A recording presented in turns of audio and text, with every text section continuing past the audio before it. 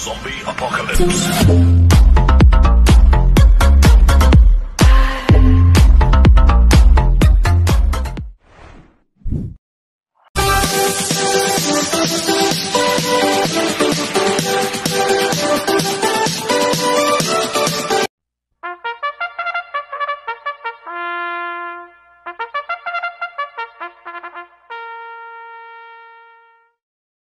Gandang araw po mga bayang karista.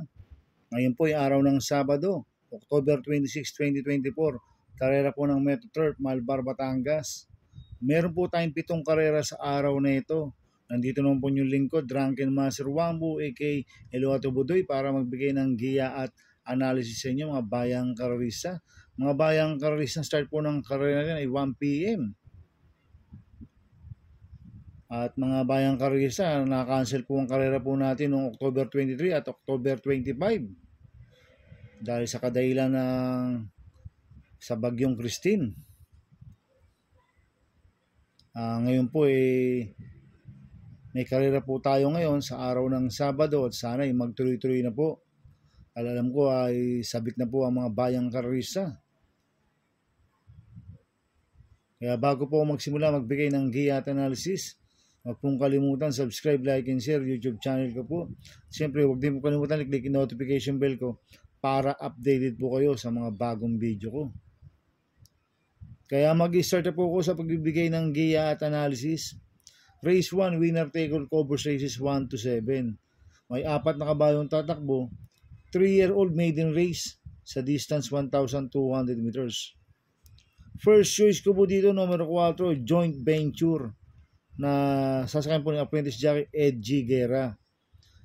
Ito last run po na ito no October 13, segundo po siya kay Heartfelt. Nagtala siya ng 1.29 sa distance 1,400 meters. Cambio Native, binigay na po sa apprentice para gumaang po ang peso kay Edgy Guerra.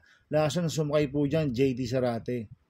Kaya sa akin, malaki po panalo sa akin ito. Kaya siya po first choice ko. Second choice ko po, numero 1, Coming Early, na sasakyan po ni Eminem Gonzalez. Ito, nag-barrier trial po ito no October 12. Segundo po siya kay Baby Inablot. Nagtala siya ng 1.15 sa distance 1,200 meters. May bilis rin itong kabayo na to, si Coming Early. Kaya may panalo sa akin to, kaya siya po second choice ko. Kaya ang first choice ko po, numero 4, Joint Venture. Second choice, numero 1, Coming Early. Sa race 2 po tayo, pick 6 covers races 2 to 7. May 7 kabayong tatakbo. 3-year-old and above maiden race sa distance 1,400 meters. First choice ko po dito, numero 1, Sky Dance, na sasakyan po ni YL Bautista. Ito, nag-barrier trial po siya noong October 12, pang-5 kada Worshipful Master. Nagtala lang siya ng 1.20 medya sa distance 1,200 meters. Pero ang last run po nito nung March 3, segundo po siya kay Karing Melody, si Sky Dance. Nagtala siya ng 1.28.6 sa distance 1,400 meters. Ang sumakay po nun si JR De Ocampo. Ngayon ang sasakay po si YL Bautista.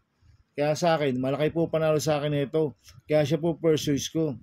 Second choice ko po, numero 7, Brown Pirate, na sasakay JD Hugo. Ito, last run po nito noong September 25, tarsero po siya kay Natural Beauty Everland. Nagtala siya ng 1.30.4 sa distance 1,400 meters. Cambio Hinete, binigay na po kay JD Hugo. Ang sumakay po last run dyan si JM Estorque. Kaya sa akin, malaki rin po panalo sa akin ito, kaya siya po second choice ko. Kaya ang first choice ko po, numero 1, Sky Dance. Second choice, numero 7, Brown Pirate. Sa race 3 po tayo, pick 5 covers races 3 to 7. May 9 na kabayong tatakbo. Rating basis team class 5, 11 to 15 split sa distance 1,400 meters. First choice ko po dito, numero 9, Work From Home, na sasakyan John Paul Guse. Ito, last run po na ito no October 12, tumakbo kila Bohemia. Nagtala lang siya ng 1.29.6. Pero meron 1.26 medya yan sa distance 1,400 meters. Maganda po ang post position, nasa labas. John Paul Guse pa kung sasakay. Kaya sa akin, malaki po panalo sa akin ito. Kaya siya po first choice ko. Second choice ko po, numero 8, Majestic Star, na sa JD Calagos. Ito bagong baba ng rating base system. Last run po nito no October 13, tumakbo kila Guerrero Warriors. Nagtala siya ng 1.45.2 sa milya. Kaya sa akin, may panalo rin sa akin to, kaya siya po second choice ko. Lalagyan ko po ng third choice sa Pandiado, numero 5, Mr. Brown, na sasakay ni Michael De Jesus. To bagong baba rin po ng rating base system. Last run po nito no October 16, pang-apat po siya kala AP Factor. Nagtala siya ng 1.15.2 sa distance 1,200 meters. Kaya siya, sa akin, siya po yung third choice ko na Pandiado. Kaya ang first choice ko po, number 9, Work From Home. Second choice, numero 8, Majestic Star. Third choice sa Pandiado, numero 5, Mr. Brown. Sa race 4 po tayo. May 5 kabayong tatakbo. Rating base system class 5-5 split placer. Distance 1,400 meters. Itong race 4 na to hindi bodies race po to. Mga bayang karista. Tingin ko, itong 5 maglalaban-laban dito, lahat to may panalo. Kaya sa akin, pang-ulo to. Kaya ako, ang pursues ko po, numero 5, Denderen na sa GL Sego Jr. Ito si Denderen solo aire po to. Pag na-rate po na maganda ni GL Sego Jr. to, kahit 1,400 meters, tingin ko pwedeng makatapos ng karera to. Kaya malaki po panalo sa akin ito, kaya siya po first choice ko. Second choice ko po, numero 3, Rise Up, na sasakay ni Michael De Jesus. Itong last run po nito no October 19, pang-apat po siya kada Baywatch. Nagtala siya ng 1.32.4 sa distance 1,400 meters si Rise Up. Kaya may panalo rin sa akin to, kaya siya po second choice ko. Kaya ang first choice ko po, numero 5, Denderen. Second choice, numero 3, Rise Up. Sa race 5 po tayo. May 7 kabayong tatakbo. Rating base system class 5, 6-10 split. Distance 1,400 meters. First choice ko po dito, numero 2, Manila Boy, na sasakay po ni Danny Boy Camanyero. Last run po nito no October 12, pang-apat po siya kada Professor Jones. Nagtala siya ng 1.30.6 sa distance 1,400 meters, pero meron 1.28 yan sa 1,400 meters si Manila Boy. Kaya malaki po panalo sa akin ito, kaya siya po first choice ko. Second choice ko po, numero 1, Crown Jewel, na sasakay po ni Apprentice Jockey A.R. Ramos. Last run po nito September 27, pang-apat kila Limon Subidan Pulse. Nagtala siya ng 1.31.4 sa distance 1,400 meters, pero mayroong mga 1.29 yan sa 1,400 meters si Crown Jewel. Kaya sa akin, may panalo rin sa akin yan, kaya siya po second choice ko. Lalagyan ko po ng third choice sa Pandiado. Yung numero 3, Beatrius, na nasa kanya GL Sego Jr. Ito, bagong baba ng rating base system to, si Beatrius. Last run po nito no October 19, pang 5 kalabahatang after 7. Nagtala siya ng 1.32 sa distance 1,400 meters, pero mayroong mga 1.28 yan sa distance 1,400 meters. Kaya sa akin, magandang diado to. Kaya siya po third choice ko na Pandiado. Kaya ang first choice ko po, numero 2, Manila Boy. Second choice, numero 1, Crown Jewel. Third choice sa Pandiado, numero 3, Beatrius. Sa race 6 po tayo sa penultimate race. May 8 kabayong tatakbo. Rating base system class 4, 16-21 split. Distance 1,400 meters. First choice ko po dito, number 3, Guerrero Warriors, na sasama JT Sarate. Galing po sa panalo lasan yan. Nagtala siya ng 1.43.8 sa milya. At gamay na gamay ni JT Sarate yan, si Guerrero Warriors. Tingin ko siya po magdadala ng unahan dito. At itong kabayo nito, pwedeng iuna, pwedeng sunod. Kaya malaki po panalo sa akin nito, kaya siya po first choice ko. Second choice ko po, numero 5, Inclusion, na sa kanya Danny Boy Camanyero. Last lang po nito noong October 18, segundo kay Autumn Shower, si Inclusion. Medyo magaling lang po yung nakakalaban. Kaya sa akin, may panalo rin sa akin yan, kaya siya po second choice ko. At lalagyan ko po third choice sa Pandiado, numero 7, Summer Rule, na sasabi ng Ryan Base.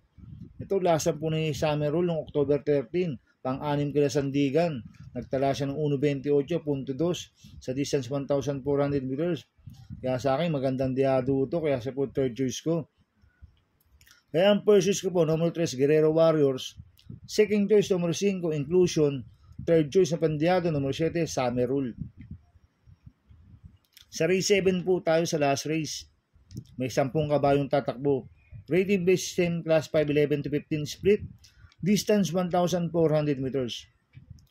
First choice ko po dito, numero 4, Doña Chichay, na sasama po ni Albert Sirius. Ito, last lang po na ito, no, October 11, Tercero kay Artseb, nagtala siya ng 1.14.8 sa distance 1,200 meters. Itong si Doña Chichay, mayroong 1.26 median sa distance 1,400 meters. At mababa na po sa laban yan. Kaya malaki po panalo sa akin ito, kaya siya po first choice ko. Second choice ko po, numero 3, Electrify, na sasama yung JG Serrano. Ito nanalo po last na ito no, October 20. Nagtala siya ng 1.29.2. At ngayon ay cambio nila, binigay na po kay JG Serrano. Last na nagpanalo po dyan, JD Flores. At gamay rin po ni Serrano yan, si Electrify. Kaya malaki rin po panalo sa akin ito. Kaya siya po second choice ko. At lalagyan ko pong third choice sa Pandiado. Numero 7, Achioli, na sasama ni Iya Brea. Last lang po nito no October 16, segundo kay Mamis Lab. Nagtala siya ng 1.14.4 sa distance 1,200 meters. Kaya sa akin, magandang diado ito si Achioli. Kaya siya po third choice ko na Pandiado. Kaya ang first choice ko po, numero 4, Doña Chichay. Second choice, numero 3, Electrify. Third choice sa Pandiado, numero 7, Achioli. Good luck in happy racing mga bayang karista. Inuulit ko ito, gabay ko lang at analysis ko. Pero pagdating sa tayan, kayo pa din masusunod. Sana ay swertein tayo at magsitama. Kaya good luck po sa ating lahat mga bayang karista. Mga bayang karista, shoutout muna ako. Happy racing po sa mga boss ko, kay Boss Manuel Chua, kay Boss Jack Ompok, kay Boss Jing Garcia ng Double Rock, happy racing po. At happy racing po sa mga taga-Barkadano TV, kay paring Paxi Villar. At happy racing din po sa mga taga-Pingping Boys. Sana iswertein tayo at magsitama. Kaya mga bayang karista, please subscribe my YouTube channel at Tubudoy 2.0. At sana lagi yung panoorin ads ko, huwag niyo pong skip. Kaya maraming salamat po sa inyo and God bless.